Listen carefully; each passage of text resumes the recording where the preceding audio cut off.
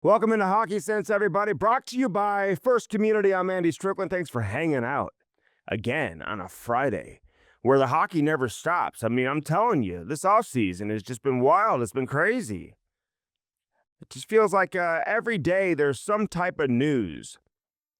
It just keeps the news cycle going. You know, Gary Bettman and the NHL, they got to be loving this.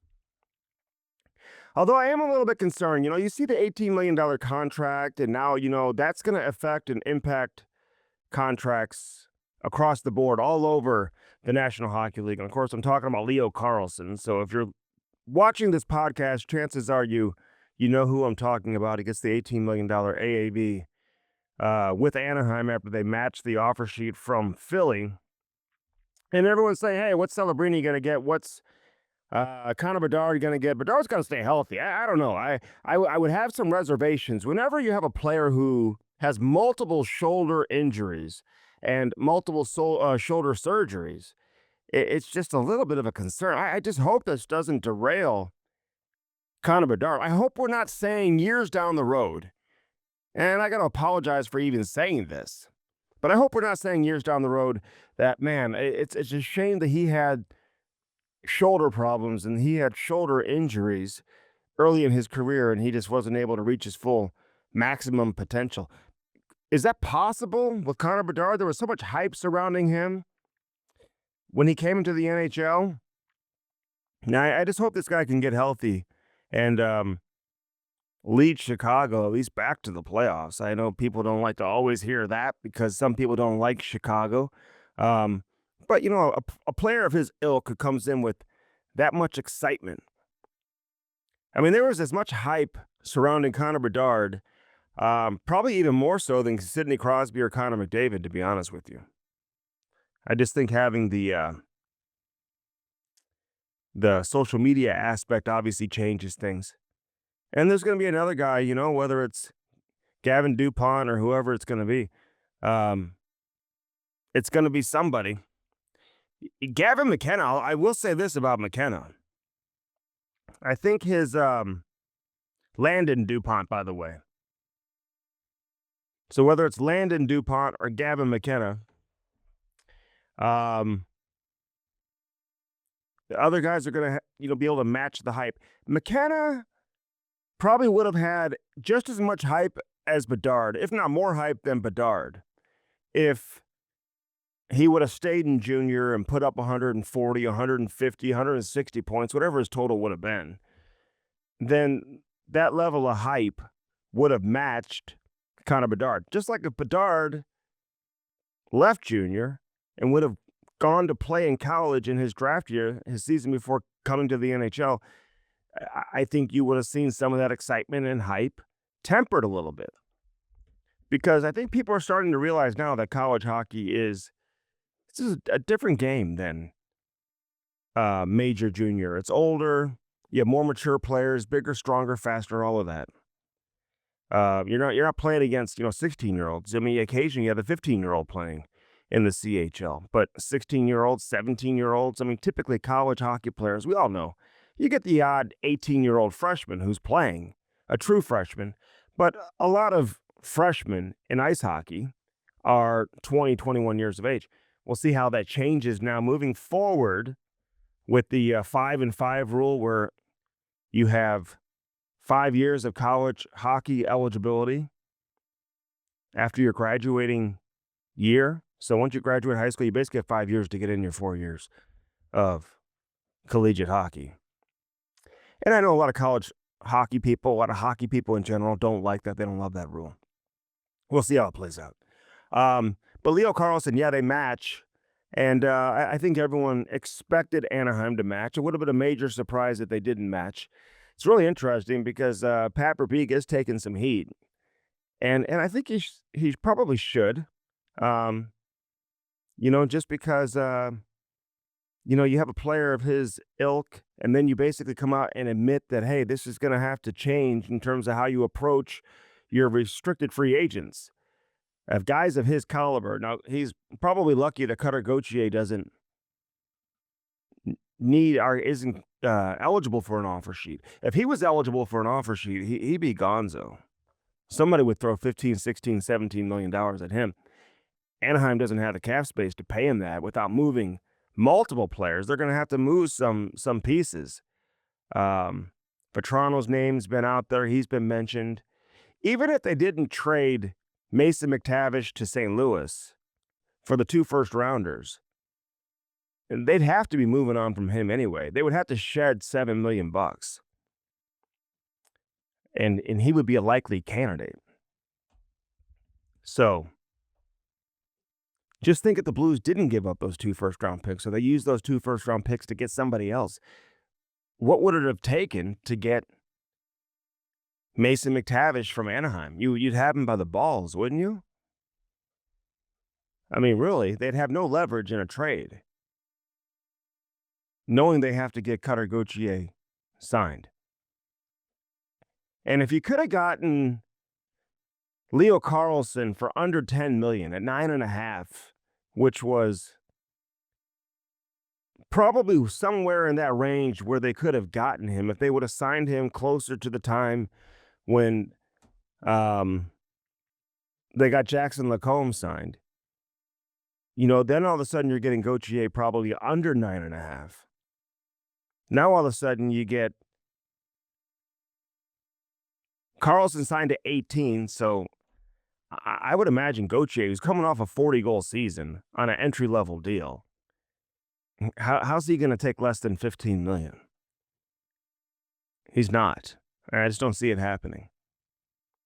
It's fascinating, though. It'd be interesting to see how that plays out with Leo Carlsson.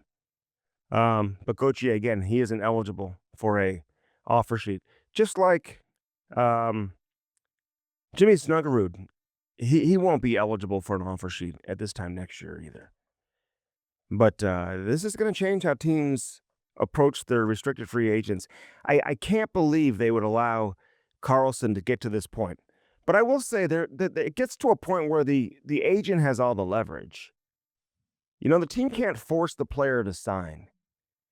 And the agent, who's very good, by the way, I've known Matt Cater for over 20 years, 25 years.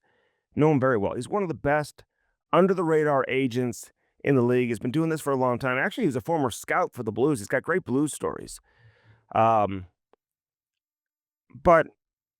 I've had so many conversations with Matt over the years, and these guys are smart. They got a feel for what's out there and what's coming.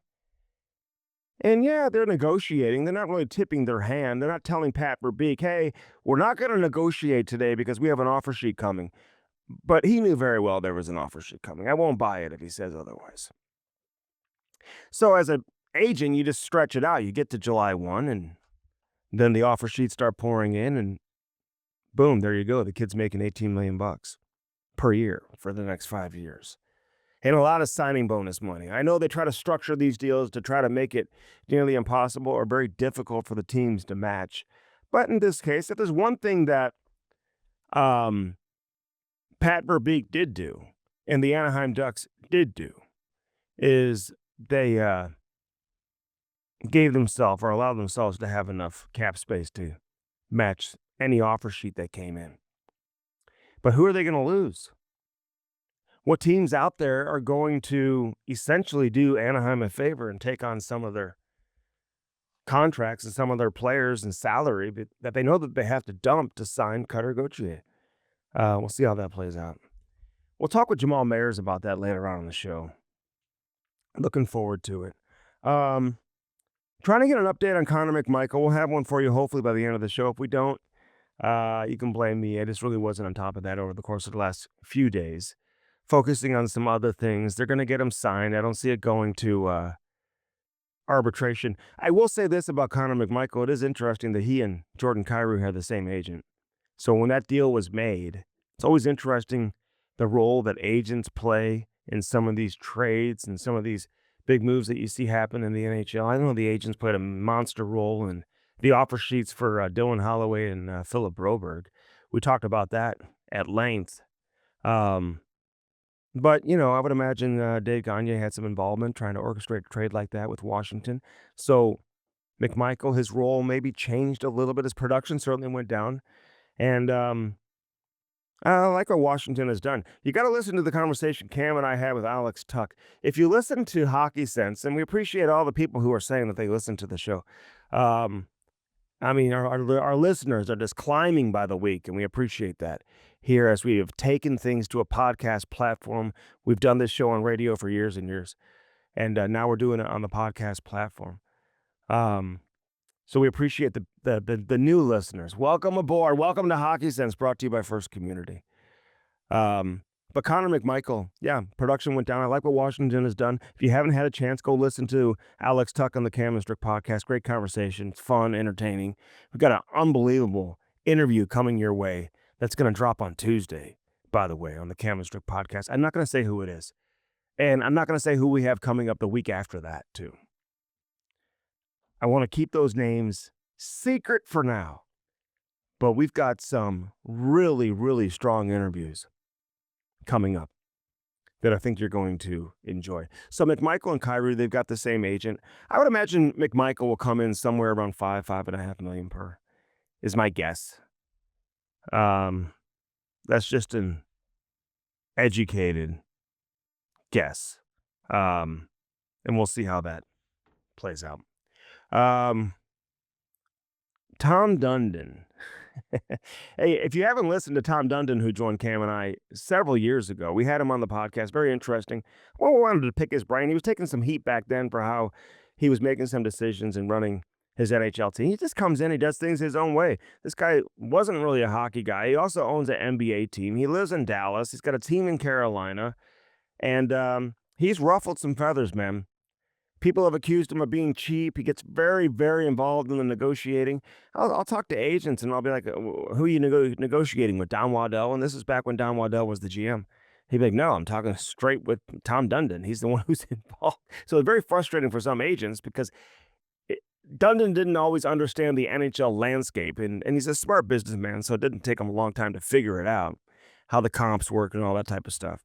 You can't just decide what you're going to pay a player, and that's the way it's going to work. It doesn't always work that way.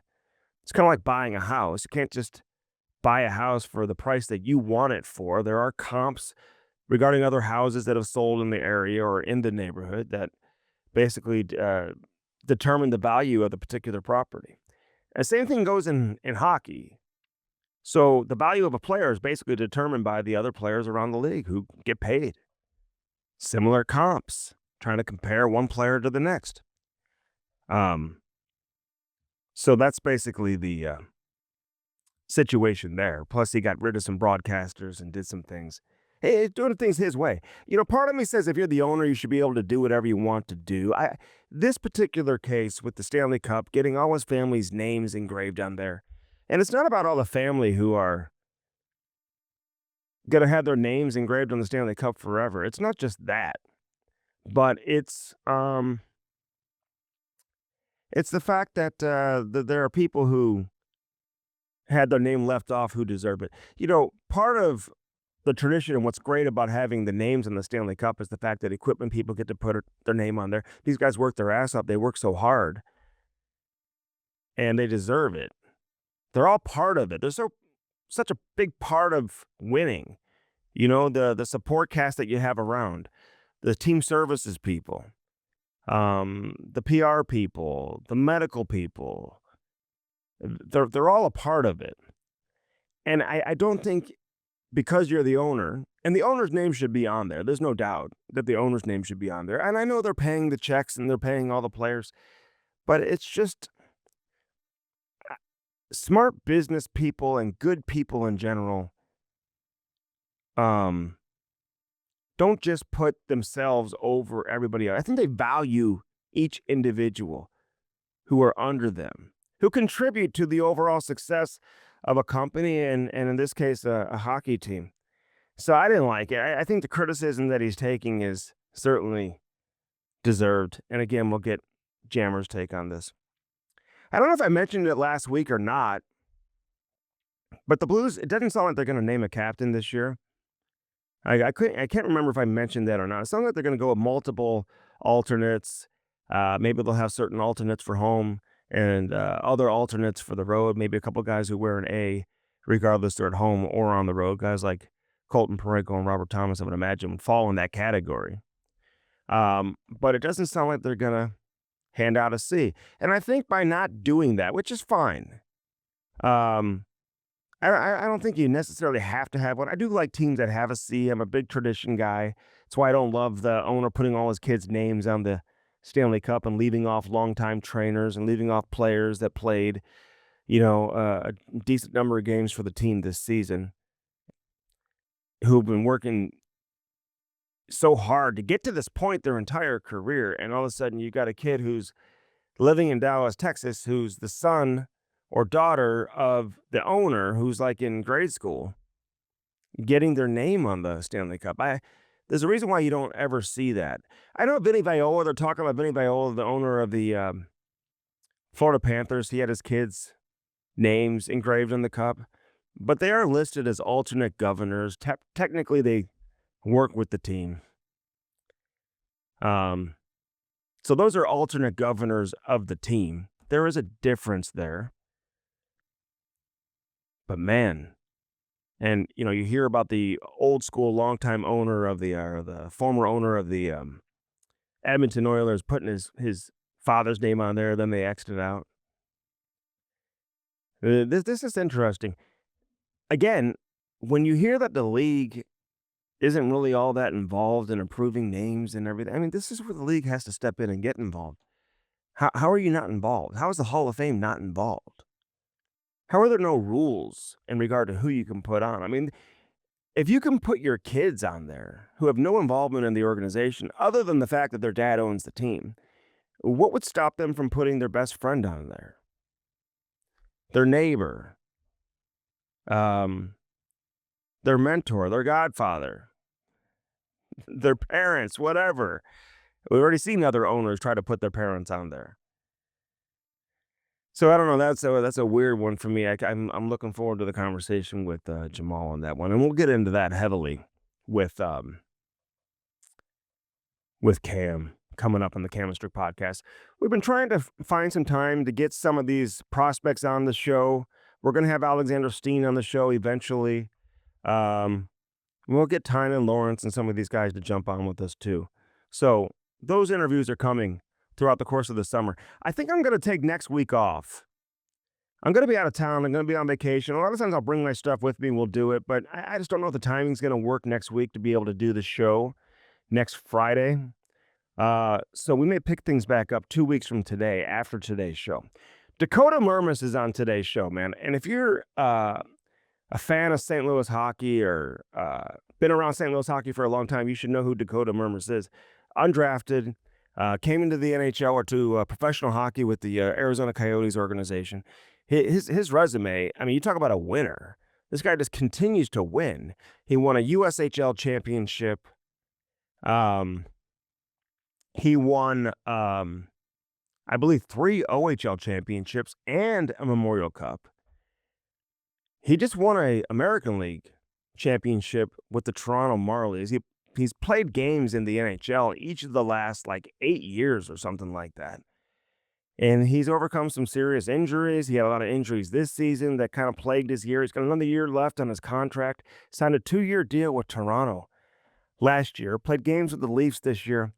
So I'm looking forward to the conversation with Dakota. So we'll do that in a few minutes here on Hockey Sense. Brought to you by First Community. Do your banking the right way. Do it with First Community. FirstCommunity.com. Find the branch nearest you.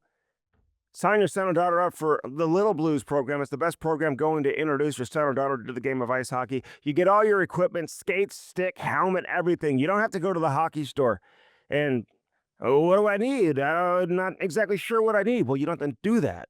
Little Blues, you just sign up. And guess what? All the equipment shipped to your front door, and you have it when you go for your first skate. You can do a couple of sessions, ages 4 through 9. If you haven't played organized hockey before, then get your son or daughter signed up for Little Blues. I did it with my son. It's the best way to introduce them to ice hockey. So do that and do it today with the Little Blues program, brought to you by First Community. Dirt cheap, fun, your one-stop party shop. Download the app today. Get free delivery. You download the app and you live within 10 miles of a dirt cheap location. Don't sleep on their party supplies, the paper goods. They got the best selection of beer, wine, and booze anywhere. They've got an incredible walk-in beer cooler. It's been so hot this past week in St. Louis. Go hang out in the beer cooler. It's the only place to really get cool here in St. Louis. Dirt cheap, several locations, unbelievable deals, but they're only available on the app. So you got to download the app, and there you can see all the great sales and the great deals that they have. The deals are so good they call them steals, and discounts on Blues game day when we get into the Blues season. By the way, the schedule coming out on July 16th, next week, next Thursday. So looking forward to seeing that officially, what that schedule will look like for the 26-27 season. Dirt cheap, fun, your one-stop party shop. Blue Note Roofing, storm damage, only one person to call, and that's David Novak, 314-920-5713. You see the sign behind me, 314-920-5713. Call David Novak today. Gutters, soffit, fascia, whatever it is you're looking for. He'll help you. Roofing. If that roof's getting older, go get that free estimate, get that new roof. But again, if you have hail damage, storm damage, a lot of crazy storms this past week, wind damage, let them come out and take care of you. That includes people all the way down in Springfield, Ozarks, wherever you are. 314-920-5713. Call David Novak today. Lordo's Diamonds, get that special someone something special in your life. Lordo's Diamonds. Best selection of engagement rings. Best selection of diamond jewelry. They got great men's watches, too. Men's jewelry. Incredible. Right there in the heart of Ladue. 314-432-8008. You can't miss it. Been around for 70 years. Are you kidding me? Mike and Jimmy Lordo. They're the best. We love you guys over there, and thanks for the support that you give us here on Hockey Sense. Again, 314-432-8008. Give them a call, set up an appointment, or just stop on in and say hi to everybody. Pat, Cindy, the whole crew over there at Lordo's Diamonds. Right next to Truffles. Can't miss it. Right there in the heart of Ladue. Lordo's Diamonds. And St. Louis Lawn Care. St. Louis Lawn Care has turned my life upside. It's unbelievable. Everyone wants to have a nice yard. You never realize how nice your yard can look until you get your grass cut by St. Louis Lawn Care. They are truly incredible. And there's so many different things they can do. My yard looks like Petco Park right now. It's so nice. Do you know where the Padres play? You ever look at their outfield, how nice it is? They do the lawn mowing. They've got a fertilizer program as well, so ask about that. Sod installation. If you need new grass, you want your grass looking beautiful, get that sod installed. Snow removal. So make sure you check out stllawncare.com and program that into your phone so you have it when we get dumped on in the winter with snow. They mulch, aeration, the St. Louis, the overseeding, which you need for it's a key piece to achieving that beautiful lawn. You know that. Leaf removal as we get into the fall. And then my favorite, the mosquito and bug control. I had people over at the house last night. We were in the hot tub. We're hanging out. Hot tub, by the way, by Spas and More. And we got no bugs. There's no bugs biting us. And people are like, hey, where's the mosquitoes out here? Well, I've got St. Louis Lawn Care. STLLawnCare.com. So, again, let them spray your backyard and your front yard, and you won't have any bugs. All right, let's take a break. Dakota Mermis will join us next here on this edition of Hockey Sense, brought to you by First Community. I'm looking forward to it. Great conversation ahead with Dakota. Stay with us. Don't go anywhere. All right, welcome back into the show. Dakota Mermis, Alton's finest from the 1994 birth year here in St. Louis hockey, man. Welcome back, Dakota. Great to see you. Thank you. Yeah, thanks for having me on here, District. It's always good to get back in here and see you guys. All you do is win. You just keep winning. And I'm trying to go over all your championships in my head. Green Bay. And I know you won a couple of OHL championships where you didn't win the Memorial Cup, like London maybe, and there may be. So 3 OHL championships, I want to say. 1 Memorial Cup with Oshawa. And then now on top of that, you win an American League title. I mean, that's a great career, Dakota. Congratulations to you. Yeah, thank you. Yeah, it was the 2 OHL. The 1 year we hosted in London, and we actually had the best junior team that I maybe played on, but we didn't win. So yeah, the USHL, the 2 OHL Memorial Cup, and then a little bit of a layoff when I got to pro, and the Calder Cup. Unfortunately, I'm still chasing that the big shiny one. that gets handed out. But I don't know, maybe if I age down a little bit, I'll buy myself some more time. It's gonna happen, and you keep yourself in great shape. You're at first form right now, working out. You're 32. You've got at least 6 years left, Dakota.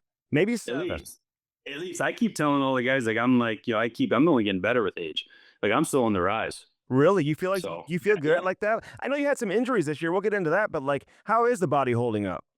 yeah. I mean, like there's definitely differences from obviously when you're young, as everyone says. Like, and I've said this before. Like when I was younger in my career, I didn't quite understand. Like, why do guys get into like their 30s and maybe they get a little slower, this or that. And I think it's just like the combo, just the all the injuries kind of building up, Yeah. and you got scar tissue here and you got scar tissue there, and you just don't heal as fast. Like you're in like tweak your groin, and like 2 days later you're good. You don't feel it. Where now it just like lingers and that kind of thing. Mhm. But no, like overall, like I feel good. Like I've had the last couple years. In the first 10 years of my career, I was lucky where I really didn't. I had some injuries, some that one that needed surgery, but I was always able to play with my injuries. Um, where the last couple of years, I've had some bigger ones that I've had to miss time, which has been an adjustment for me in my career. But no, overall, like I feel good. Like I continue to like kind of educate myself when it comes to training and nutrition, and I have access to good facilities, and something that I've really grown to like take a lot of pride in is training. Like I really enjoy training and kind of the work that goes into being an athlete, and so yeah, like I feel good. You get the little, after a long playoff run, there's a lot of just like little things that you need to get in to get treated. And obviously you got to be very aggressive with it because of the short off season. But no, overall, I feel like I just keep getting better. I keep getting more educated. I keep, adjusting my training and to make it work for me to be my best. Yeah, you had a crazy year this year because you took that hit. It's a questionable hit, lower body hit. I think the guy got kicked out of the game, 5-minute major, whatever. Trying to remember who it Yeah. was, but do you ever play against him again? By the way. No, so that was actually my last game that I played in the NHL this year, which is unfortunate. Yeah, that one actually is. I'm a little bitter about that one. Um, Thought that was a bad hit and Yeah. knocked me out. I tore my NCL and was out for 7 weeks, and he got to show up the next night and get back in the lineup, and then of course we have our captain go down with a knee injury, later on in the season, and you hear the player safety talk about how they don't take into account who the player is that gets injured, but they take into account the injury and then the severity of the hit. And so yeah, I'm not gonna lie, I was a little bitter that there wasn't some consequence for that because I haven't played in the NHL since. And Mm. but yeah, it was what for me, like at night I was really coming in. I was stringing some games together at that point in the lineup. I'd been up, but in and out of the lineup, and um, so that I really was starting to build some momentum, as I was playing in that game, and then leading into that. And so that one was, that was really frustrating for me to then miss the time after that, especially at that point in the season when we were with the Leafs trying to, kind of right the ship. Things hadn't been going well, and things at that point were starting to roll a little bit better. And you obviously want to be in the lineup and a part of that when things turn. And unfortunately, I had to miss some time with that. Yeah. How was your relationship with Chief? I really liked him. I thought he was great. He's a very good coach. Very as a depth guy, sometime different. And this is with his whole staff too. Mike Van Ryn I'd worked with for a long time, dating back to Arizona. Lalonde. Derek Bond, yeah, it was. I mean, I've had a long history with him. He Oh, yeah. recruited me to college, and then was my coach in Green Bay when we won. And so, I think very highly of him. So there was always good communication with me, whether I was in the lineup or out of the lineup. And Chief style, kind of a hard straight line.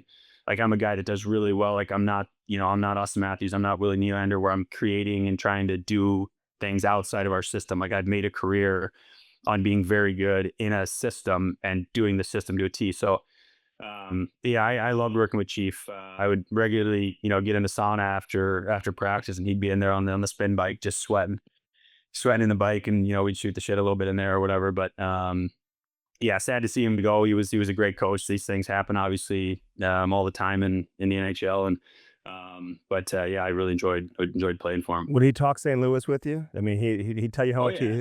how much he liked it here. He loved it here. Yeah, he loves it, man. He loves St. Louis. I think he keeps in contact with a lot of people here. He's like, has a connection out, and he brought a Stanley Cup to the city that the city was craving. for so long. So, anytime you win, but like that championship in 2019, you can tell as someone who grew up in St. Louis how much it meant to the city. And, he was the guy that came in and got that team over the hump, especially with how that season went. And then, and really with how our season was going to start our, at least this year, he was, you could look at him and be like, this is a guy that came in with a team that was at the bottom of the standings and turned around and is Stanley Cup champions. Now, unfortunately, we weren't able to do that. It's hard to do, but no, he obviously speaks very highly of St. Louis, and I'm sure we'll be back here. Are you the same player like when you're coming up? I mean, everyone's kind of offensive, and obviously the star player on the team, and then you get to the U.S. program, you hit college, you get to the OHL, and then throughout the course of your professional career, what's the biggest adjustments you've made to be able to last as long as you have, and to be able to still to carve out the career? Have you had to make adjustments? Is your style of play right now kind of what you thought you would be when you first turned pro? As I started to turn pro, I would say I started to have more of a feel that this was kind of what I was going to be. Definitely not like as I was coming through, midgets and into the US program and junior, like I was much more like high flying offense. And I don't want to say that from like I was, Makar or anything like that, but like I was very more active offensively. I think when I went to London and played for the Hunters was when they kind of were like, you need to up your defensive. I always played hard, but like needed to learn more defensive details and kind of learn more detail to be a professional on the defensive side of games. And then as that progressed, and I went to Oshawa playing for DJ Smith, I just continued to really grow my defensive game and just being a steady, like hard puck moving, join the offense when it's there. But really where I've made my career, I think is again, like being able to like play a specific system, a detailed system very well and very consistently. And allow other guys that I'm playing with to, to kind of take more risks maybe than I do. And I think that's really been a big part of my longevity in my career professionally is being able to adjust to different systems, but being able to be very detailed in those systems and being very hard defensively.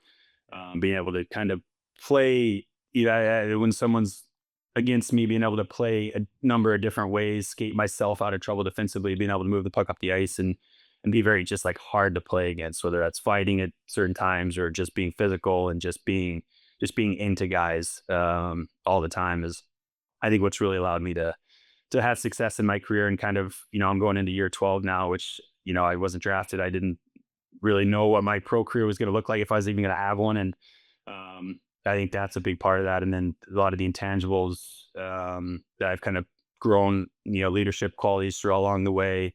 Obviously, as a guy that plays American League and in the NHL, you have to be very versatile and you have to be able to adapt. You have to bring so much more than just a product on the ice. And so I feel like I've been able to kind of learn and grow myself that way as well. Yeah, so I mean, you played NHL games. I mean, each of the last 7, 8, 9 years, whatever it is. I mean, you've been around now for a while, and you find a way to get up to the NHL. You know, I'm curious what you learned from the Hunters specifically. When you went to London and you look back at that experience being in London and playing for them, like, what do you take away from that? Like I said, I took a lot. I mean, they kind of, even when I first went there, like I was a power play guy at that point in my career. Went there, I had a ton of success offensively. I think if I remember right, now it's been, whatever, 13 years ago now, but, I went in there and I was producing a lot of points and, in the OHL produces more points than, in college and stuff like that. But, they at some point, Mark had, I always had this like impression that Dale was like, I'd always talk to Mark. I'd never talked to Dale. That, like Dale was the hard one and Mark was, but boy, was I wrong. Like Dale, and he will still be hard on guys, but Mark is who you got to watch out for. He will rip your ass apart. But he like, kind of pulled me aside, like we really need, like, we're going to take you off the power play because we're going to build your defensive game. And, and I had trust in those guys in going there that they would, be able to help guide me in that way. They produced so many NHLers year after year. Our teams, while I was there, was a big part of why I would end up going there. We're so good. I mean, if you look at our rosters from some of those teams, like, I mean, you just go down the list of NHLers. So, I mean, they know how to recruit. They know how to pull different, but they're hard. Like some guys don't do well in that, and they end up on different teams. And But like I said, I'm a guy that does really well when I know what is expected of me. When communication is high and I know, okay, you want me to do this. All right, I'm going to do this very, very well. And so playing for them, I learned a lot about how to translate my game, my minor hockey game and my junior game into a professional game. Hmm. Yeah, you had some great players in those London teams, man. I mean, Mitch Marner was on those teams. I think Christian Dvorak. I mean, you can tell me who else was on there. You missed Matty Tkachuk by a year. I think he came in the following year after you left and turned pro, I guess, right? Yeah, after I completely aged out of junior, maxed out my time. Yeah, he came in the next year. But yeah, I mean, we had like, Max Domi, Bo Horvat, Chris Tierney, Josh Anderson, Marner, Dvorak, Zadorov, Oli Mata, Anthony Stolarz was our goalie. Um, and I know I'm missing some very notable names within that too. So we had some great teams. So our reps in practice were really good. And then, our teams were exceptional on the ice, and it's obviously the best atmosphere you can play in junior hockey. So you learn kind of the pro atmosphere as well. You guys keep in touch? I mean, like when you see each other, like is there a bond that you're able to create from your junior hockey days where you feel like you're still friends with the guys that you played with when you were a teenager? Yeah, 100%. And the hard part is that you play against these guys, and like these are other teams' top players, and like so you're battling with these guys too. But like you always kind of come around after games, of course, and like especially the teams that you've won with. And that's like to include my team in Austria when we won the Memorial Cup. You have such a bond with these guys when you win. And it's also fun, now we were running around in junior, doing crazy things, having fun. And now, we're married and have kids, and it's just a totally different dynamic. But like you look at the guy when you see him and you're like, we feel like we're that same guy. And so, it's just a different part of our life. But yeah, you have so much fun. And then you end up playing with some of the guys too. Like, in Toronto, Anthony Stolarz was my roommate in London. We lived together. And then of course, Max Domi and, so there's different guys that then you come back around with and play with again in your career, which is really fun. The guys that can have the longevity and stick around. Yeah, no, I love it. I love it. Not getting drafted. Like, did you expect to get drafted? And how did you overcome the disappointment of not hearing your name called? And when did you start get a feel that you were going to be able to sign an NHL deal? Was it before you went to Oshawa, or was it during the OHL playoffs and the Memorial Cup that year where you started getting some attention from NHL teams? Like, how'd that all play out? Yeah, I mean, I was definitely, I had a pretty good year. My first draft year, I had 3 draft years where I didn't get drafted, but I had a pretty good year and felt like, I might be a mid-round pick. I was listed on the central scouting, but, I had no idea. I wasn't, a first-round pick by any means. And so, yeah, I mean, I would be lying if I said that I wasn't, extremely disappointed. It helps get you in the door with the team, and didn't even end up going to a development camp or anything my first year. Went back to London and didn't really know. Like, I mean, I always believed in myself, and that is another reason I think I've been able to stick around in pro. And I've had far from a Hall of Fame career, but like I carved out a decent career that I'm proud of and continue to grow. And but I kind of always believed in myself, and and you do, like, it's like people said, you don't compare yourself to this guy. Well, I do. Like, I compare myself to the guy I'm trying to be, because I want to know how I'm going to beat him. And so, I knew it was going to be a long process. And, even through pro, and, people always say, trust the process, trust the process. And, I think through my draft, to be honest, I really don't trust the process, but I trust me.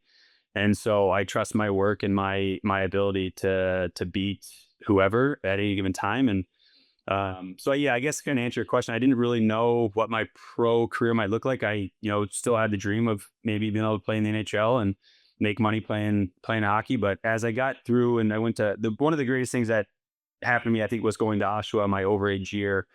I'd gone to Arizona's development camp the year before and went back to junior for an overage season. And Basil was our GM, Basil McRae in London at the time.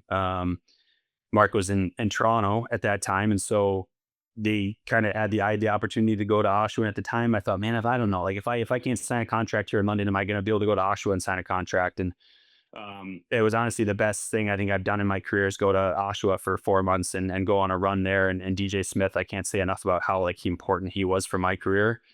and how much he did for me, um, and put me in all the situations. And, I got to play, we played Erie in the finals, and that was McDavid's draft year. So he was exceptional. And I just got to keep proving myself against some of the top people. And I think at the end of that run in the OHL, I kind of had just accepted that maybe I wasn't going to sign pro, but I'm just going to go all out and just have fun and just enjoy this, like what could be the end of my hockey playing career. And then ultimately, after we won the Memorial Cup, it was kind of a late deal. Like, I mean, I still didn't really have a lot of bites, hadn't heard much. Had some American League offers that I was kind of like, I don't know, like I can be a sticky slow. Maybe I'll just go back to finish school and finish my degree. And then Arizona came with what they called an opportunity contract on my entry level.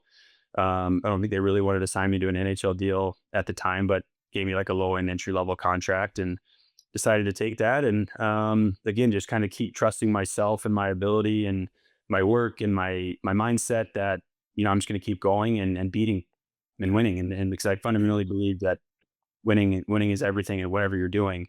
And the process of, like, there's no guarantee you're going to win, but the process to try to give yourself the best chance to is, obviously important. And I just think through that, once I got my entry level contract, I felt like, okay, now I'm in a door somewhere where somebody has something invested in me, where before I was just a free agent invite here, free agent invite there. And I knew once I got in somewhere, and my game's not necessarily one that like jumps out at you. You don't watch the game, not like when I was a peewee, where you don't watch the game and just be like, wow. But if you watch consistently, and then within the organization, when you see the behind the scenes and the little things, and I think it starts to grow on people, what you're doing. And so at that point, once I was in an organization, I felt like I could, make a career for myself. Talk about your Pee Wee game, Dakota. We want to hear how good you were in Pee. I remember watching you back then. Actually, man, yeah, you were damn good. But again, it's like a lesson for like all these kids right now who are dominating at a young age too. You eventually got to like learn how to play different styles and fit in with different teams and kind of do what you're being asked to do. You can't always play the way you want to play. Yeah, no, and like you can get away with, when you're younger. Obviously, there's guys that I was more skilled than other players when I was very young, and but I had a strong drive at that point too, for sure. But it's that pyramid that you hear talked about all the time. Like the higher you get at the level, I mean, it just gets tighter and tighter. Everybody's the best player, and you just have to keep finding ways to adapt. And there's so many players, whether it's through junior or into pro, maybe they sign an NHL contract, that just die off because they can't adapt. They can't figure out how to change their game, even from year to year when you have different coaches with different styles. How can you adapt? And like I said, I'm very fortunate with how I grew up, that I felt like I was taught a very strong mindset growing up, and the ability to be able to adapt. And even like in my first, I was 4 years with Arizona at the start of my career, and we had 2 different NHL coaches, 4 different American League coaches. I had a different American League coach every year, as well as different management. So I like was constantly having to almost start over the next year and figure out, okay, how can I make myself valuable to this group that I'm with now? And again, I just continue to kind of build that resiliency. And then the more you do it and the more you have success with that, you can just compound that, your experiences, and how can you make yourself more valuable on the ice, off the ice, to an organization, no matter what your role is within that organization, to ultimately try to win championships and win a Stanley Cup, which again is still something I hope to chase. I've gotten to know your dad pretty well too when he was coaching with the AAA Blues. And what kind of influence did he's so serious at the rink, and then you get to know him away from the rink, and he's got a great personality, and he likes to have fun and have a good time as well. But what kind of hockey dad was he with you? I mean, how much influence has he had in your career? Yeah, I mean, a ton of influence. He's the reason that my brother and I, got into hockey. He didn't grow up playing hockey necessarily. He lived in Boston when he was in middle school for a little bit, and when the Bruins were and Bobby Orr were, everything. And so that's what got his kind of love for hockey. And then, my older brother started playing, and I started playing, and I was at the rink all the time as the younger brother. But no, he was like great. I mean, I learned so much of the fundamentals, and even now, like in the summertime, I still like to bring him out on the ice with me at times just to help me with some fundamentals and a lot of stuff that, as you get into pro, sometimes you kind of turn your back on a little bit because you're so focused on these advanced techniques and all that stuff. And sometimes just like a baseball player, hitting off the tee, that kind of thing, just to get back to the fundamentals. And, he's a teacher by trade, and then obviously coached for a long time. So, but yeah, I still have, a lot of, questions that, again, he has a great way of simplifying things, which helped me a lot when I was growing up, obviously. And then I still just appreciate that because in the pro landscape, sometimes things can get so complicated and so overwhelming that it's good to just simplify techniques or different stuff like that. And he's very well researched too. Like when they all give him so much credit for, whether it was with me or with his teams, like, nobody worked harder for his players to get into the top tournaments or to expose and have opportunity. And him. So yeah, so I owe a lot to both my parents. I mean, with where we, as you know, where we lived in the St. Louis area, there was a lot of commutes. And I mean, my mom too, like how many miles she put on her car going over. They both worked on the St. Louis side. We're on the Illinois side, north of it. And how many miles my mom would put on the car, driving to work in the morning, come back to get me, drop me off in Chesterfield, go back to work. I mean, both of my parents obviously have such a big influence on my, my upbringing, of course, and my career. And, so thankful for them that they gave me the opportunities, to do something like this. And I'm glad I could, kind of pay it back by making it worth it. Yeah, I love hearing that. All right, so you play against Connor McDavid in junior, and then obviously you played against him in the NHL, and then you're teammates with guys like Mitch Marner and junior, and then you play against him in the NHL. Does their game change like in junior versus the NHL? I know we're talking about elite players here and dominant players, but what's it like playing these guys in junior versus when you get to the professional level? How much does their game change? I think they're always evolving again with how the game evolves, with how the game's called. There's so many things that they have to adapt to. Those superstar guys, though, I mean, like they're the the outlier, of course, with the things they can do. And it almost just like they're the same player, but they just take it just 10 steps further, as they get older. Like when Mitch came in as a 16-year-old in London, I mean, you knew he was very small at the time, but like you could see the skill, but just built up such a, I don't know, he just built his game so much more. Like, I mean, defensively, he just doesn't get talked about enough for how like good defensively he is too. So again, I think those guys continue to evolve. They try to work on things that can give them that little bit of an edge because the margins are so small.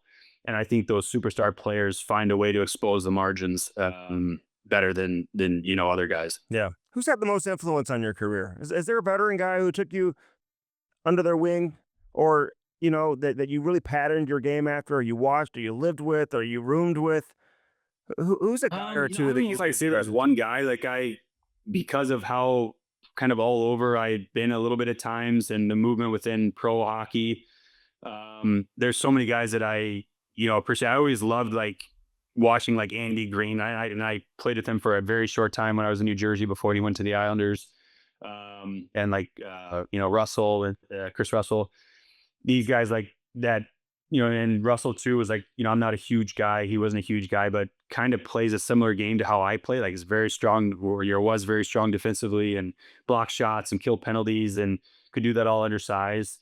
But no, like personally, like I just think there's so many guys that like I've always thought too, and that's something that I developed, like even like growing up, like you look around the people that you surround yourself with, or people that you're around, and like you can learn so much from everyone, whether that's learning good things or bad things. And so, I feel like I've been influenced by a number of guys that I've lived with or played with, some good and some bad, that where I've kind of learned, okay, this is not. I mean, you talk about when you're young and like trying to learn from good pros, and sometimes in the American League you have good pros and sometimes you don't, and you'll kind of learn that early on. So I don't know. I feel like I've kind of grasped things, try to take things good and bad from kind of everyone I'm around, and just try to puzzle piece together what I feel is the best way forward. All right, so you win the Calder Cup this year with Toronto. Like, how much excitement was there in the market, in the city? Like, did the whole? I mean, they love hockey so much. Did the hockey fans rally around what you guys were doing? Yeah, you know what, they actually did, and that's something that we we're extremely blessed to play in a market like that in the American League, and in an organization like that that really go. I mean, you get a very much an NHL experience playing in the AHL, with how you're treated and everything. And it was really fun to see. And in that city, obviously, has been craving championships, and anything. The Jays losing in Game 7 in the World Series, and the Leafs being so good but not being able to win for a while now. They've really, I've been craving something like that. And it was really, we talked about it, just how cool it was to be in an AHL market like this and win versus being in one of those smaller Mhm. AHL markets. As we were, celebrating, had the Calder Cup downtown with us on patios and here and there, like people were coming up constantly to get pictures and to thank us, and to say how fun it was. They were at the game 5 or game 4, whatever games they were at. And it was really cool to experience that there, and just see. And then in our building too, like our building was just packed. I mean, it felt like they sold more seats than and tickets. It was standing room only, but I mean, it just, like, you walked in and every suite was packed, every seat was full. People were standing up along on the whole top of the arena. So you could really feel like how excited Toronto was, and they made it so much fun during and then after while we were celebrating too. Where'd you guys play your home games? Like what rink? At Coca-Cola Coliseum, so Okay. it's just on the edge of kind of downtown by the soccer stadium, and this an exhibition place is this area that's called. So it's like got the soccer convention center and then Coca-Cola Coliseum. But it's an old building that they, of course, have renovated. But I think built like in the early 1900s. So it's Wow. a perfect American League, lower bowl, um, perfect size. I think probably 8,500 or 8,000 or so, probably way more than that when they packed it in like we did. But Mm. it's a great setup, for us. And just a few more things for you, man. You've been great. I appreciate it. John Gruden, who's now been elevated as an assistant coach in Toronto, who you just obviously won with. And I think you had 10 points in 24 games, something like that. So you had a big role on the team. What kind of coach is Toronto getting on the bench there as an assistant? Drew's was great. He's very much, he's very personable. Very, he really let the players run the room, which I think was very important. And he gave us, and our whole stack. Mike Dick was our D coach, and Giordano was on the bench as well. But yeah, Grude's really, we had a strong core of older players that played in the NHL. We had a good leadership group to steer the room the right way, and then Grude's was awesome about, giving the style of play and then the tactics, but really letting the players run the room and let the older guys run the room and make sure the room is ready. So yeah, he's going to be great. The guys are going to love him. He's fun to play for. He's personable. He is modern. Again, he's easy to talk to. He's not the guy that you walk by in the hallway and you don't say hi. Like, Yeah. he'll chat up with you, ask how the family's doing. Really, really enjoyed playing for him, and I'm glad that he's staying in the organization, and we'll get to hopefully work with him with the Leafs as well. I love how you had a John Gruden and a Mike Ditka on your. Mike Dick, yeah, yeah. But we being the full Mike Dick, that would have been wild. No, it's funny. Last year when I went to Utah, so I had John Gruden with the Marlies, but then I ended up getting picked up on waivers by Utah, and Yeah. then I had John Madden, um, in Utah. Is hilarious. That's funny.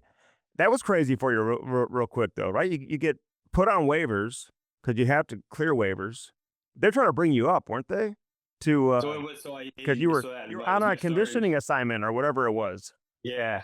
Yeah. So in training camp, it was my first year with Toronto 2 years ago. I took a puck to the face and like shattered this whole part of my face, like my A jaw. slap shot. And, it was a wrist shot that deflected up, Oh, unfortunately.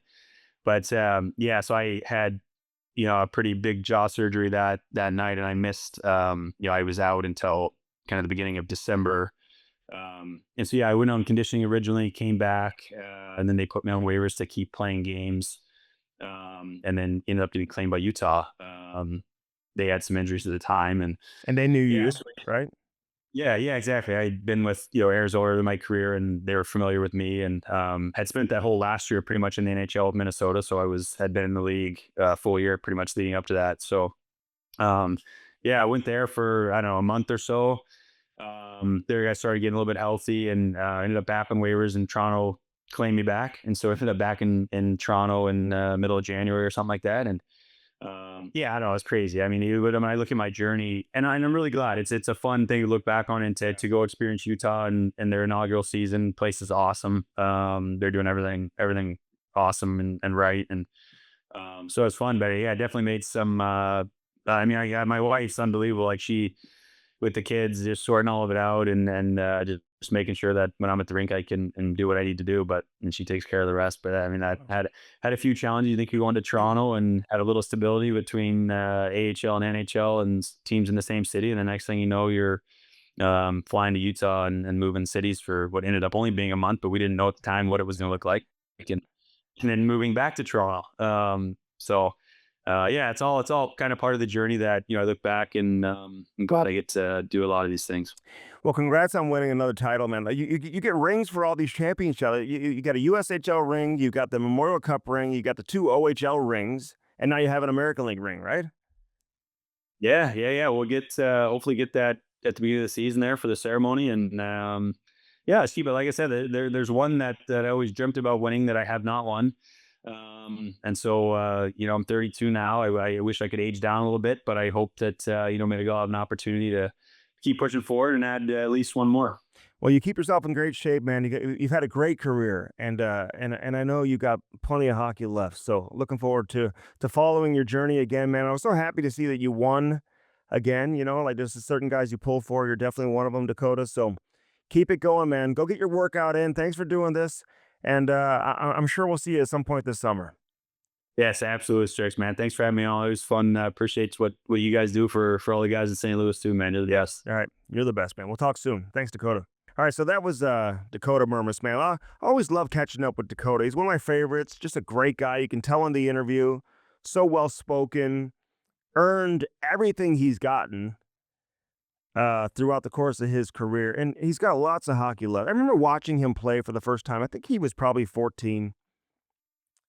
He was playing for Afton Central States at the time. His dad was coaching. I was coaching with the 1994 AAA Blues. I had Chase Berger and a bunch of other kids who moved on and played some good hockey as well at high levels. Chase went to Penn State, played professionally overseas.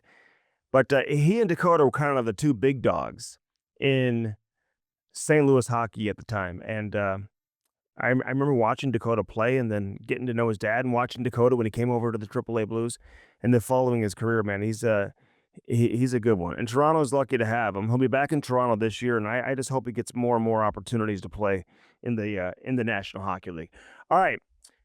Hockey Sense, brought to you by First Community. Got lots more to come. Jamal Mayers is going to be coming up, so I'm looking forward to that conversation. Lots to get into with Jamal. We're going to talk no trade clauses and all that type of stuff with him. Mako in Kirkwood. Better get Mako.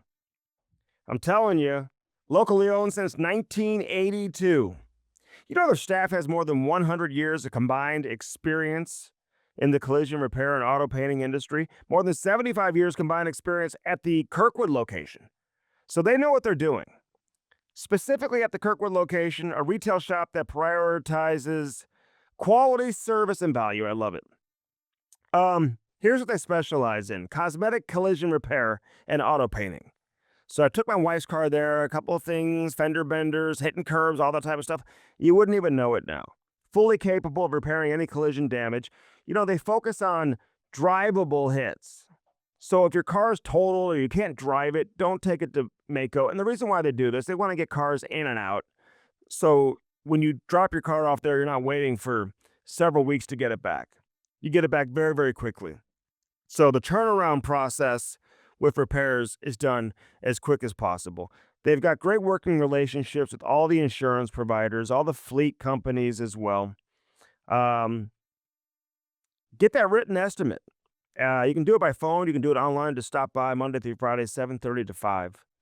And they offer that best price guarantee. Nationwide warranty on all Class A insurance repairs as long as you own the vehicle. Free local pickup and delivery available by appointment. So they'll do that for you too. It's amazing, everything they do over there at Mako in Kirkwood. Better get Mako.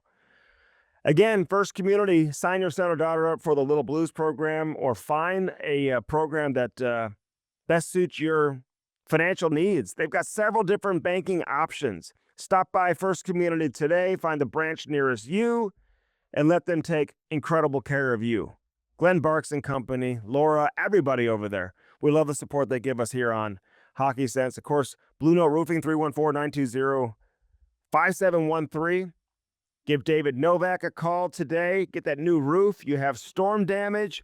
One number to call in St. Louis, and that's David Novak, 314-920-5713 for David Novak.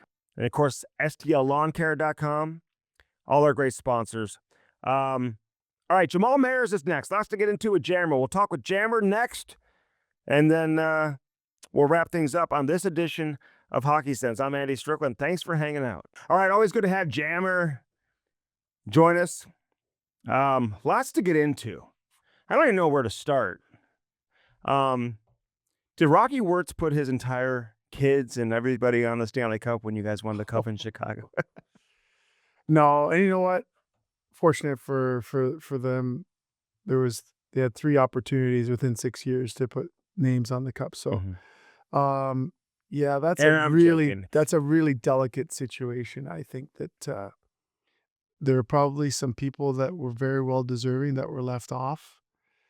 When you own the team, you get to do a lot of the things that you want to do. I just feel like the NHL sometimes is in the dark, though. It's like this happens and the people reach out to the league and they're like, well, we didn't know. We didn't see the list. And you reach out to the Hall of Fame. Well, we hadn't seen the list until first time we saw it is when it was engraved. It's like, who's looking at it? Not to say anybody should be able to I mean, listen, this guy bought the team.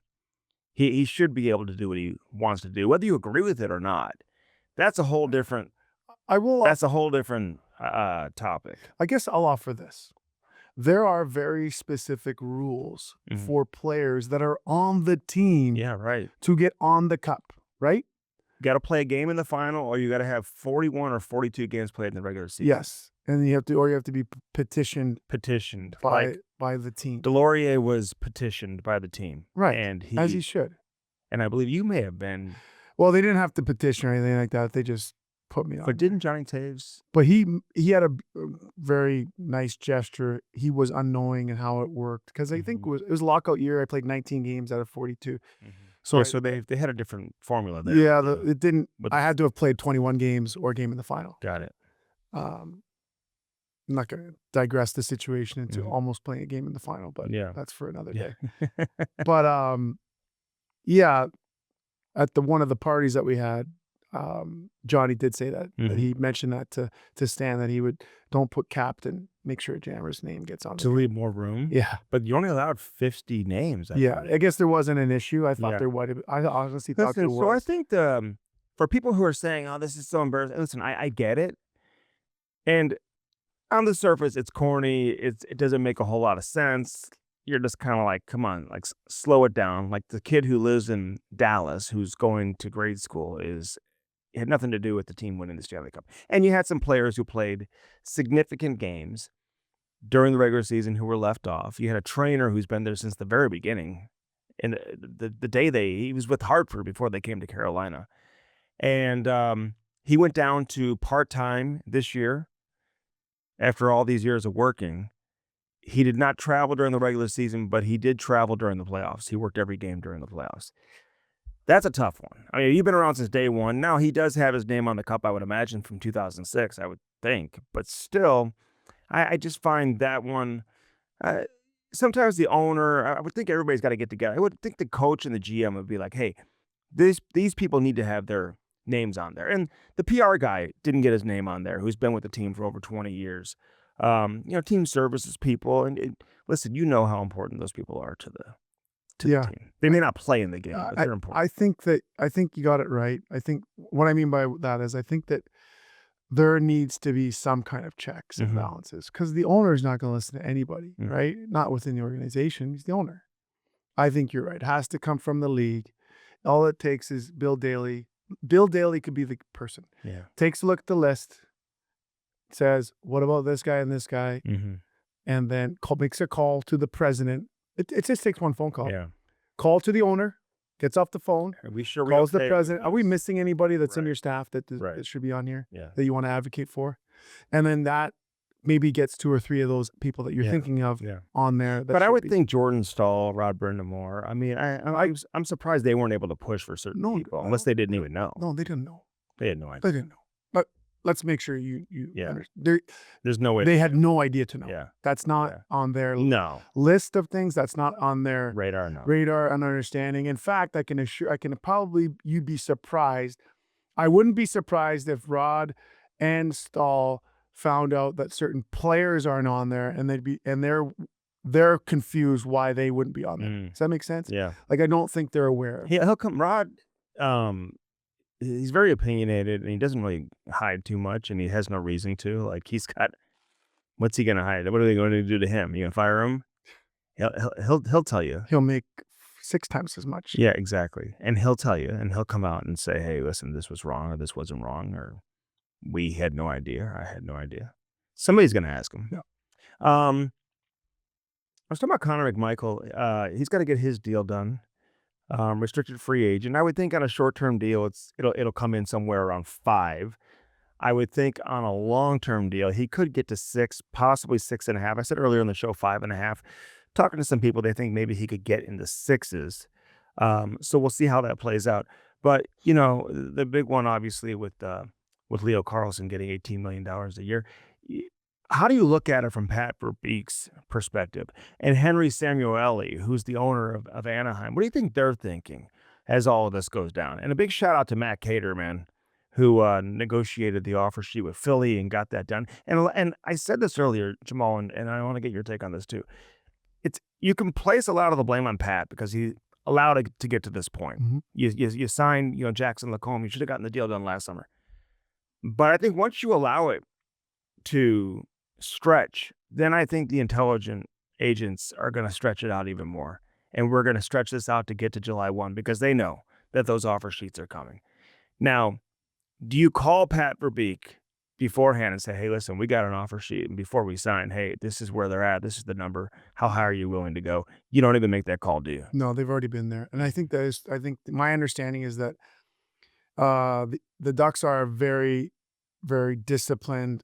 There's probably a nice way to say it. Very shrewd in their negotiations. Under Pat. Okay.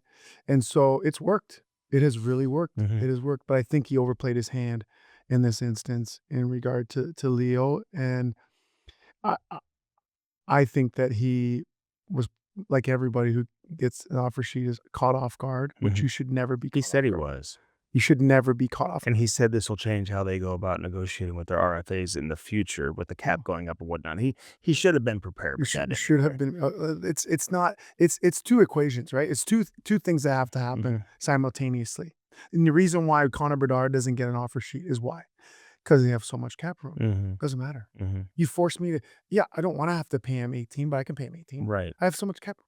It's when And I don't two want things to pay. collide. Yeah. When you have to sign an important RFA that has the ability to sign an offer sheet, and you're really up against it because you have other guys to sign Mhm. who you should have done the projections of what they're expected.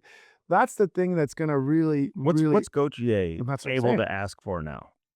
14. Because if he was, say, a summer ago or earlier in the year, 10 gets it. Carlson was at 9.5, something like that, that probably gets it done. Yes. Then maybe you get Gauthier at 9, or he had 40 goals last year, right? I mean, he may have to get matching contracts. Who knows, right? But now with Carlson getting to 18, where does that take Gauthier? They will argue and have a good argument that it's an outlier and that it was an offer sheet. Mhm. Okay. But it still drags it up. Gets him up to 15, It right? drags. I think it has more of an effect on the high end players elsewhere. Mm-hmm. Internally, it does drag it up, but not to the extent that you think. But you're not getting him for Immediately. 9. You're not. It pulls it up Just 2 like or 3 million. Minute Yukov, whatever, the defenseman, they had to sign him at 7. He wasn't a 7 No. beforehand. The problem is, and that's what people probably don't understand. And you Ducks fans out there, And they it's had an coming. offer sheet coming for him too. By the It's way. coming, Ducks fans. You know what's happening? You're going to lose some good players. Yeah, they have to. They have to. They're going to lose. They're going to keep their young guys, but you're going to lose a Killorn. You're going to lose a couple really good players that have helped you get to where you are, Mhm. because you can't retain those guys anymore and pay. Not only that, you've got Cutter Gauthier coming.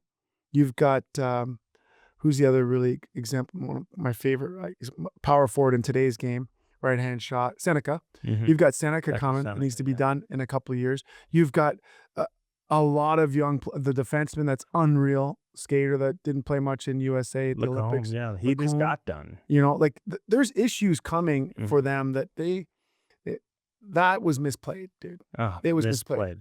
because the rule should be this: are we too close? Who else do we have to get done? And do we have to eat $2 million Mhm. and maybe sign? Because you probably could have got him done at 15. You know what I mean? You were probably sitting around 12 and a half Mhm. for him. Mhm. I'm talking about Carlson, Yeah. and he wanted 15. Wouldn't you rather take get him 14 and a half and call it a day? I know. And said, now you misplayed it, and now he's at 18, and that's going to pull Yeah. everyone else up closer to where And I like Pat. You know, I never obviously had to work for him, so I can't put my feet in those shoes. But talking to people who have, I mean, he's an interesting one to work for. I don't think it's always easy to work for. And you could see how he's going to do things his way, but his way worked against him. To me, it's this simple. And I said it on our podcast this week. If you have a special player on your roster in your organization, you have to treat him like he's special. And if you don't, this is what you're doing. Now it completely changes your entire economic landscape of your team, of how you look to balance the salary cap and navigate your way to the salary cap moving forward. You know? I think what happens is, and I don't know if I'm going to say this the right way. I think sometimes when you are a former player and you're sitting in that seat, it's hard to imagine giving someone I'm not 15. paying this kid $15 million bucks. 15, like Yeah, it's he's hard. like Stevie Y never made more than 5. You know, I think you kind of get stuck in that. Yeah, like whatever Stevie it's Y like made. Yeah, it's like 15 goals is really 4 million, 4.5 million a year now. I know. But you know what? But that's how all the old school veteran players talk when you're just sitting around having beers. Right. You know? And that's what they were saying when I was making whatever. Like they're like, oh my God, 8 goals get you that. You know? Right. So right. you gotta stop. You gotta stop yourself and have people you listen to who say, listen, this is where it's going. There's nothing we can do. Okay, but here's the thing now. And I know like Carlson's coming out and saying, hey, I always wanted to be a Duck. And I look at Celebrini because his contract's going to come up. 3 choices. And what do you mean between the other offer sheets? Yeah, 3 offer sheets. Yeah, I know. But you signed 1, right? Right. But I'm just saying, like, he didn't have to sign them. No. But he had 3 options. And how do you not sign it? He chose Philly. Can't fault the player for signing it, can you? You sign that all day long. All day long. Somebody's going to offer you that. You have to sign it. It's like I told my son yesterday or the day before. I said, well, you know why no one's offered Bedard? I know he hurt his shoulder, but no one's offered Bedard an offer sheet. I wonder why. Because the teams don't value him the way the internet and the way he's being promoted. Okay, I thought you were going to say because they left themselves enough cap room to match. Because that's what Anaheim did. That helps. Anaheim left themselves enough cap room to match. But no, they don't value Bedard the same way they would a Leo Carlson. I just want to make that clear. Yeah. And now with the shoulder especially, I just wonder what Chicago's going to do. I think you end up signing him to a 4-year deal. I mean, are we going to say about Connor Bedard 20 years from now, like what he could have been if he didn't have shoulders? I mean, who knows? Like, I mean, multiple shoulder injuries. How many guys their game is affected by bad shoulders? I don't know. He's like, it's just popping out. Okay, listen. Did you watch the video? He fell and he just went fell into the corner. Well, no one even touched him. That's scary to me. I'm glad that he's taking the time to repair. Like, I'm not sure if he just did he have a surgery before? Or like, now it appears like he's getting it repaired. This used to happen to Tarasenko. He's never really been the same player since. I know he was a little bit older, obviously. Patrick Berglund used to have his shoulder just pop out all the time, had to have surgery. Yeah. I mean, I just think when your shoulder is, and when you're having multiple surgeries on a shoulder, and I'm not 100% sure if it's the same shoulder that he had operated on off the face-off with Braden Shen last year, you know, like, right. But he's had to go through this a couple of times, and he's missing a lot of hockey. You know what I mean? Like the team's not getting any better with him not playing and not being in the lineup. So yeah, that's a tough one. What's your take on no trade clauses? You know, I put this out there on Twitter yesterday. I don't know if you saw it. Are you on Twitter? Is that the X thing? Yeah. I think I'm on it. Okay, so I don't say anything. I tweeted yesterday. I was talking to an executive, NHL GM. I'll say that, and his rule that he would love to put in place that is, if you negotiate a no trade clause as a player, but then you ask for a trade, your no trade clause in your contract is now voided, and the team has the right to trade you to any team in the league. No, You don't like that. no, it's You- close. What about these guys that are like asking to be traded and they have full no trade protection, and then they want to tell the team? I do like that about Yzerman because he is old school and he was a great player and probably has a level of confidence that maybe other GMs don't have. And he's like, well, okay, you want to be traded, but you're not going to tell me where I'm going to trade. I'm going to trade you where I want to trade you and where I get the best deal. And if you don't like it, then you're going to have to stay. Yeah, I'm not far off. I think there's a compromise. I think it'll be negotiated. My suggestion is something and I think I texted Elliot this is what I would suggest is this: if you have 2 or more years remaining on your contract, and you ask for a trade, and you have a no move, no trade, your list of teams cannot be 3 or 4. Mhm. Your list of teams, I think a realistic number is a third. So call it 10. You have to come up with 10 teams you're willing to be traded to, if you have 2 or more years remaining. Mhm. Because clearly the team signed you in good faith, gave you the no movement. You can't then, with term Mhm. left on your deal, demand to get moved somewhere else. You're really putting the organization in a tough position. Mhm. And I think that all GMs are hoping that Stevie Y goes at Larkin in a hard manner to kind of show, but he's got to be very careful because that's at the expense of making his team better Mhm. to prove a point. But I think that in the next CBA, there will be a ratification Yeah, somewhere along that line. This will reach the bargaining table. for It sure. will be on the table because Mhm. I think the no moves are still going to exist. Yeah. I think what you have to agree on is parameters that make it possible to do Mhm. business, right? Like, Mhm. it's not fair for the team to then be told they have 3 teams to negotiate with, when everyone knows really it's only one team that player really wants to go to, but the 2 other teams you put in there knowing they're up against the cap, Mhm. knowing they already have 2 guys that do what you do, and they can't fit you anyway, Right. and you did it on purpose. Yeah. Right? So give them a list of teams. I think that'll be negotiated, whether it's 6 or it's 10. Mhm. That number has to be a real number so that the GMs can then actually make a move. Yeah. It's like when I talk to some goalies who have limited no trade clauses, and they purposely don't put Winnipeg on there among their teams because they know they're not going to get traded to Winnipeg with Hellebuck there. So it's like, It's right. you know what I mean? Exactly. That's exactly. But they know they're exposing themselves potentially if Hellebuck were to get traded. Yes. You're taking that risk at the same time. But they resubmit their list, I believe, every June 30th. Yeah. Okay. Yeah. Yeah. Before July 1. So, yeah, that's always Sometimes guys interesting. forget to submit their I know. list. I know. We've seen that. Berglund had that issue, and they sent him to Buffalo. That wasn't his fault, though. It's a He bad fired his agent. I think his agent had it. It's a bad age. I know. Actually, I have to put reminders on your Oh, my on your God. computer, bud. I know. What do you make out of players secretly like leaking to the media that they Brady Tkachuk doing a podcast with Matthew like was a problem in Ottawa? Do you really does that bother you? These guys are like leaking that. I mean, it's unconventional. Like, it's not really a problem as much, I don't think, for Matthew being in Florida as maybe it could be for Brady, who was in Ottawa, because of the media attention there. It's completely different. Like, what he dealt with as the captain of Ottawa is probably a little different than what Matthew was dealing with in Florida, especially when you consider Florida had won so much over the last couple of years. We are so, as a sport, so hypocritical.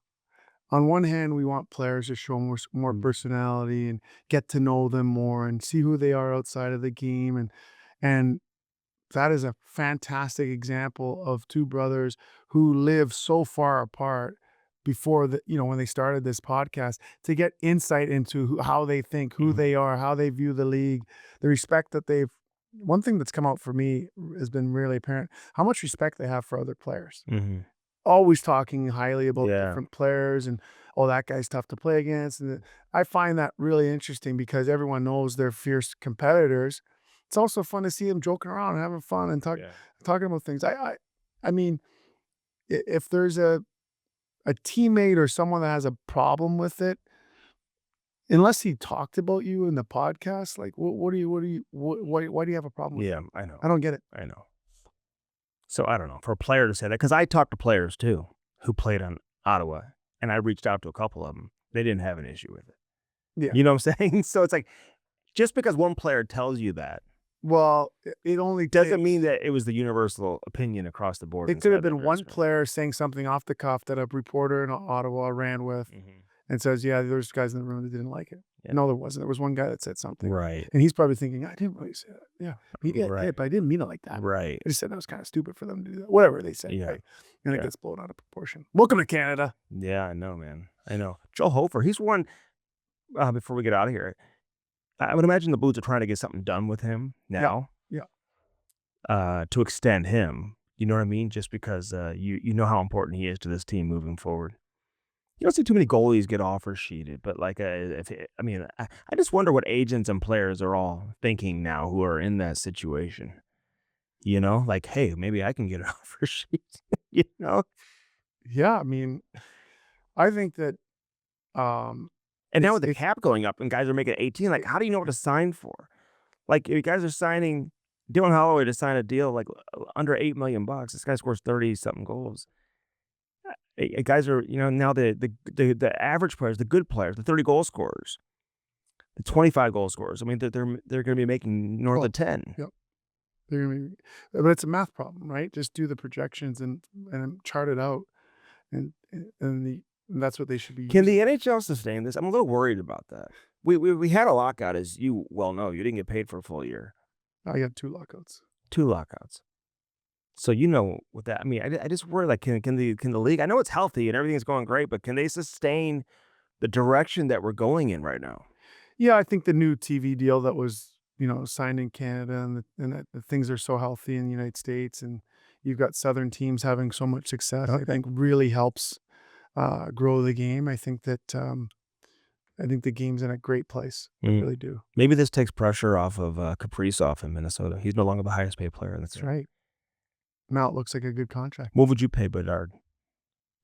Short-term 4-year deal, around between 14 and 15. Really?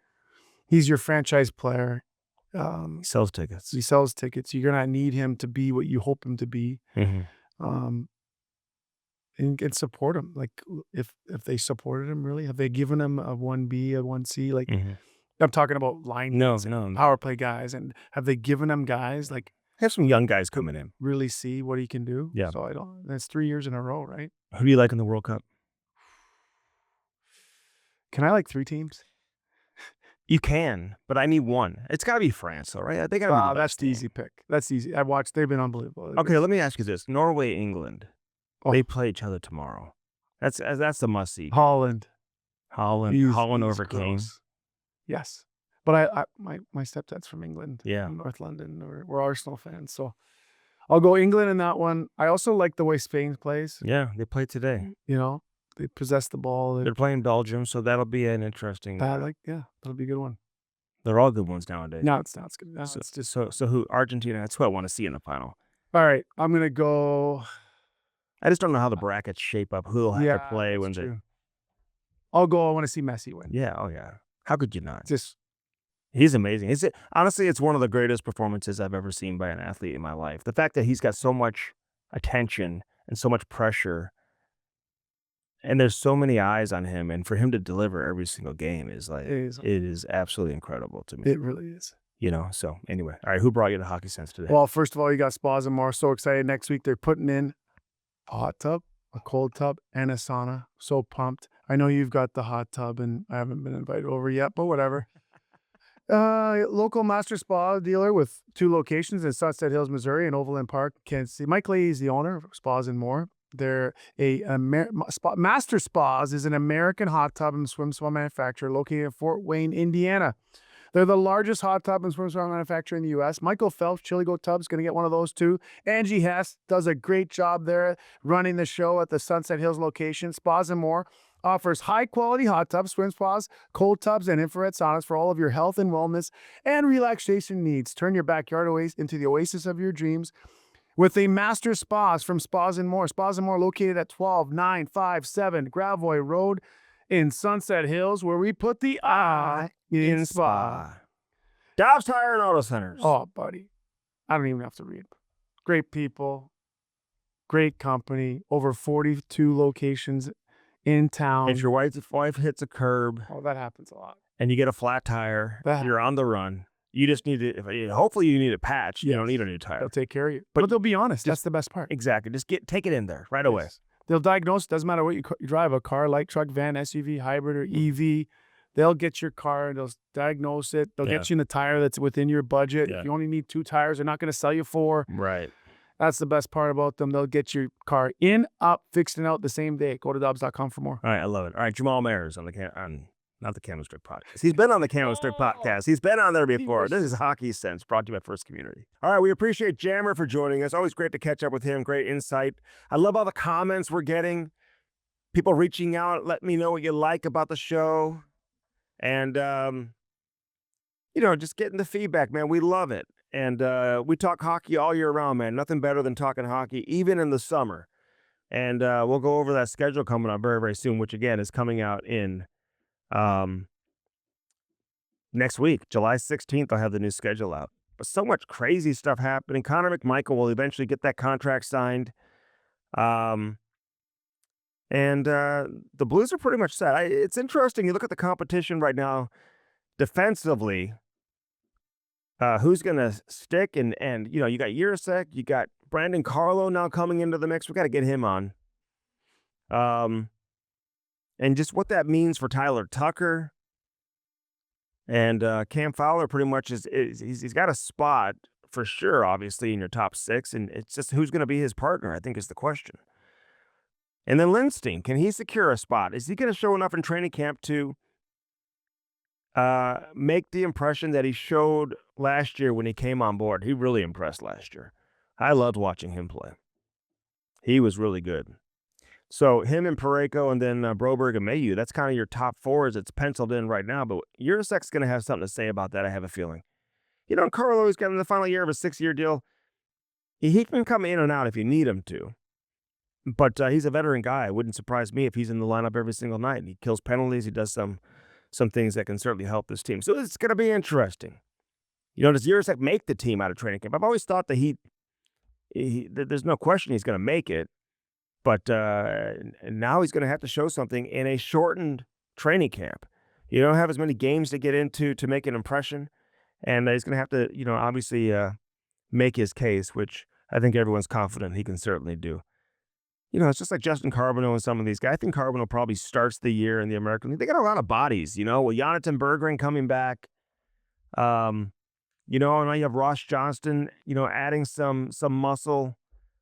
And some depth. You still have Nathan Walker and all these other guys. Stenberg, what does that mean for him? Yeah, I can't wait for training camp. This is going to be one of the more interesting training camps in quite a while. All right, for everybody affiliated with Hockey Sense, all our great sponsors, including First Community that brings us Hockey Sense each and every week. Cheap, dirt cheap, fun, your one-stop party shop. Download that app today for Dirt Cheap. Find the location nearest you and stock up while the summer is still here. You still have plenty of time to enjoy yourself for the summer. Again, I'm going to take next Friday off. I'm going to be on vacation, so we'll pick things back up in 2 weeks. We appreciate all the support.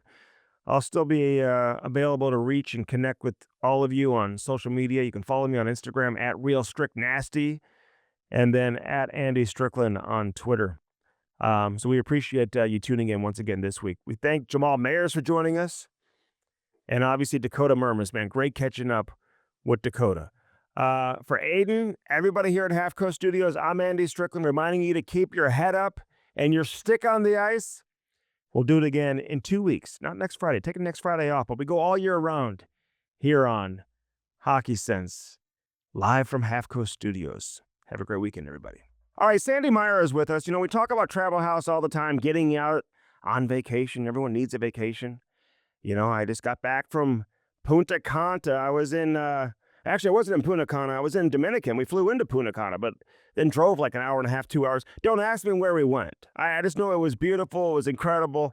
And obviously wouldn't be made possible without the great people at Travel House and everybody on their team who they work with, including Sandy Meyer, who I know they work very closely with, and Sandy does great stuff. Sandy, thank you for joining us as always. Always great to see you, and thanks for doing this. Andy, you know what? Thanks for having me. Truly appreciate it. And you just got back from Punta Cana. It's one of my favorite places. I mean, the beaches are amazing. I love the people there, but everybody needs a vacation. And you're right. The gals and the gentlemen at Travel House, they can take very good care of you. Yeah, no doubt. Yeah, we stayed at the Secrets. It was incredible. Tell our viewers who you're with and what you do exactly as a business Okay. development manager. No worries. So, Sandy Meyer here, ALG Vacations. Been with the company almost 20 years.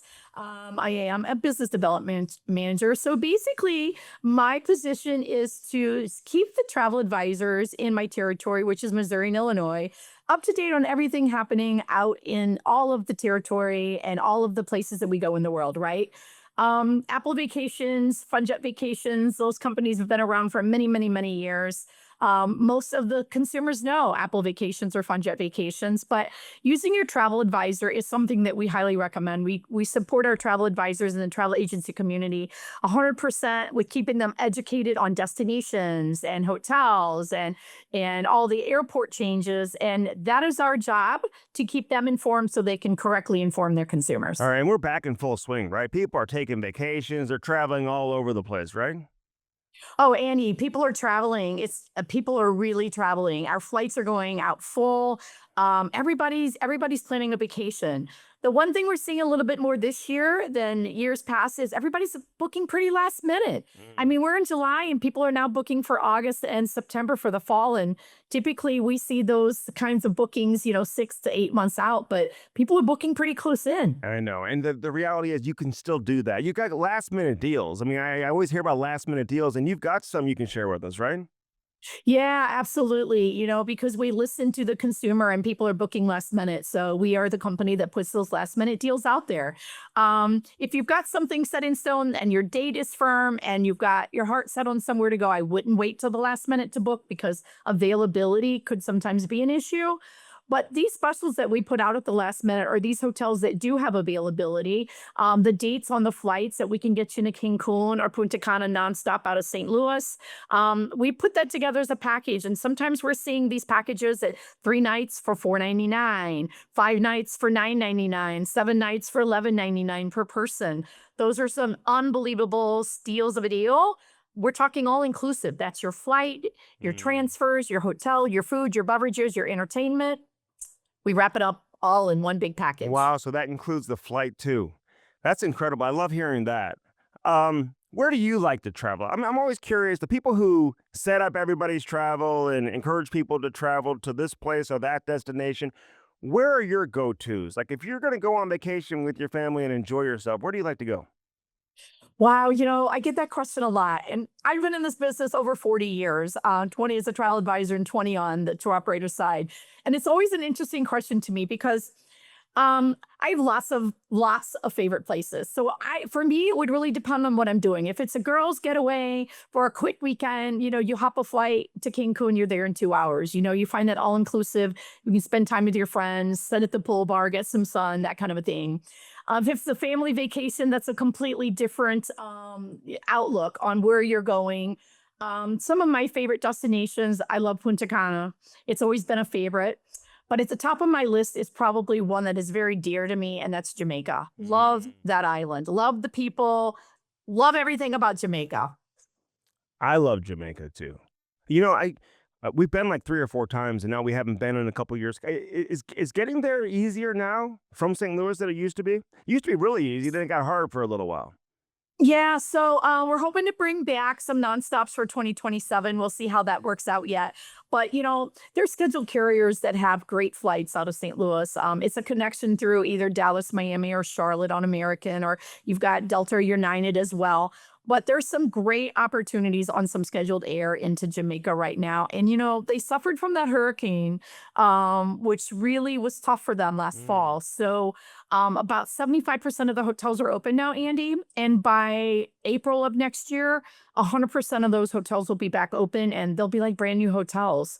But don't be afraid to go. I mean, there's a lot of things as far as excursions. Hotels are open. There's things for you to see and do. And honestly, if you're going and you want to go, don't be afraid to pay for that extra bag and take them some supplies because there are still supplies that island needs. Oh, wow. Okay, that's a good idea. So if you want to help out, take an extra bag and do that. They should allow you to write that off. You know, if you're bringing supplies to like help people, they shouldn't even charge you for that. But I love the idea. I love the idea. All right, so we were talking about the last minute deals, but in reality, if you want to plan ahead, Christmas time, but giving a gift of travel. I mean, is there a better gift you can give somebody than a vacation, Sandy? I don't think so, Andy. I think the gift of travel is, I think sometimes the holidays are, you get so many material items under the tree, right? My family and I have traveled a lot and we've done those kinds of Christmas vacations. And I will tell you, my kids are all grown and gone and they have children of their own, but they still talk about those family vacations that we did together for holidays, whether that was a ski trip up to Colorado, whether that was a beach trip, or just, getting together at, in Florida. Yeah. At a family home or something. But the gift of travel it's priceless. I mean, it truly is priceless. There's no way to put a price tag on it with all the memories that you can make when you do those kinds of family vacations. No, I hear you. We're heading out to Colorado next week. I got to get out of the heat, Sandy, So get me to the Wait, have you mountains. checked the temperature, Andy, in Colorado? It's cold there, actually. Where we're going, it's going to be like 60-something degrees every day. I'm waiting for my middle daughter. I'm waiting for her to complain that we're not at a beach and that it's too cold, But I got to get out of the heat. This is interesting. The St. Louis travel to London, right? British Air nonstop to London. How long is that flight? And where else are we talking nonstop, or where you can go to Europe out of St. Louis? How new is this? Oh, it's very new. ALT Vacations has always been known for the sun and fun. We have really broadened our horizons. We have really grew our portfolio, and we do so much now in Europe and the rest of the world. I mean, we've got things that you can do to the South Pacific as well now. But for us in St. Louis to get that British Air nonstop, Andy, we haven't had a nonstop to London since TWA, and we all know how long ago they went away, right? So this nonstop flight for British Air started in April. And it goes all summer long. It goes 4 times a week. If you've not had an opportunity to go to London, I mean, it's so fun. It's such a fantastic city, right? It's easy to get around. The money exchange is easy. The language is easy. And now with this nonstop, it would be so easy just to go to London for 4 or 5 days. Yeah. I mean, it can do it, right? And the British Air flight is a really, really nice aircraft. So it's a good flight over and back. We were very excited to see that come back, but St. Louis hasn't had anything Europe nonstop in quite some time.